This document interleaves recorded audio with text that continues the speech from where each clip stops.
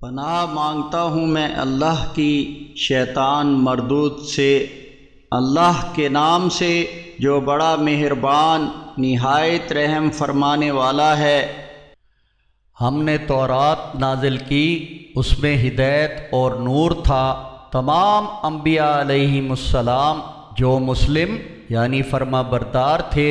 اور اللہ والے اور علماء بھی اس کے مطابق ان لوگوں کے فیصلے کرتے تھے جو اس کے بعد یہودی ہو گئے ہیں، کیونکہ وہ کتاب اللہ کی حفاظت کے ذمہ دار بنائے گئے تھے اور اس کے حق ہونے پر گواہ تھے۔ پس اے اہل کتاب، تم لوگوں سے نہ ڈرو، مجھ سے ہی ڈرو اور میری آیات کو تھوڑی قیمت پر نہ بیچو، اور یاد رکھو جو اللہ کے نازل کردہ احکامات کے مطابق جو فیصلہ نہ کرے تو ایسے ہی لوگ کافر ہیں۔ اور اس تورات میں ہم نے ان کے لیے یہ حکم لکھ دیا تھا کہ جان کے بدلے جان ہوگی، اور آنکھ کے بدلے آنکھ، اور ناک کے بدلے ناک، اور کان کے بدلے کان، اور دانت کے بدلے دانت، اور زخموں کا بدلہ بھی برابر ہوگا۔ پھر جو اس بدلے کو معاف کر دے تو وہ اس زخم کھائے ہوئے کے لیے کفارہ ہوگا۔ اور یاد رکھو جو اللہ کے نازل کردہ احکامات کے مطابق فیصلہ نہ کرے تو ایسے ہی لوگ ظالم یعنی مشرک ہیں۔ اور ان پیغمبروں کے پیچھے انہی کے نقش قدم پر ہم نے عیسیٰ بن مریم کو بھیجا جو پہلے سے نازل شدہ کتاب تورات کی تصدیق کرنے والے تھے، اور ان کو ہم نے انجیل عطا کی، اس میں ہدایت اور روشنی تھی، اور وہ تورات کی تصدیق کرتی تھی جو انجیل سے پہلے نازل ہوئی تھی، اور اس میں پرہیزگاروں کے لیے ہدایت اور نصیحت تھی۔ اور انجیل کے ماننے والوں کو چاہیے تھا کہ وہ اس کے مطابق فیصلہ کرتے جو اللہ نے اس میں نازل فرمایا تھا۔ اور یاد رکھو جو اللہ کے نازل شدہ احکام کے مطابق فیصلہ نہ کرے تو ایسے ہی لوگ فاسق یعنی نافرمان ہیں۔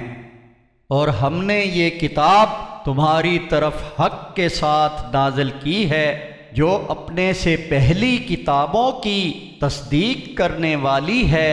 اور اس کی محافظ و نگہبان ہے۔ پس آپ ان کے درمیان اللہ کے نازل کردہ احکامات کے مطابق فیصلہ کرو، اور جو حق تمہارے پاس آ گیا ہے اس سے ہٹ کر ان کی خواہشات کی پیروی نہ کرو۔ تم میں سے ہر ایک امت کے لیے ہم نے ایک شریعت اور ایک طریقہ مقرر کیا ہے، اور اگر اللہ چاہتا تو تم کو ایک ہی امت بنا دیتا، لیکن یہ کہ اس نے جو کچھ تمہیں دیا ہے اس میں تمہیں آزمائے، پس تم نیکیوں میں ایک دوسرے سے آگے بڑھنے کی کوشش کرو۔ تم سب کو آخر کار اللہ ہی کے پاس پلٹ کر آنا ہے، پھر وہ تمہیں وہ سب بتا دے گا جس میں تم اختلاف کرتے رہے تھے،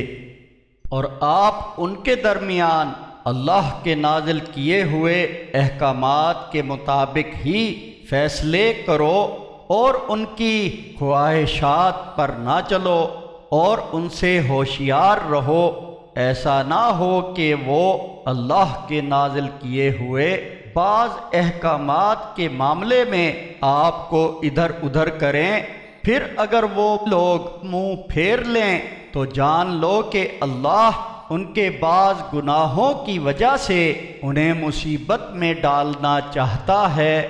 دراصل ان میں اکثر لوگ فاسق یعنی نافرمان ہی ہیں۔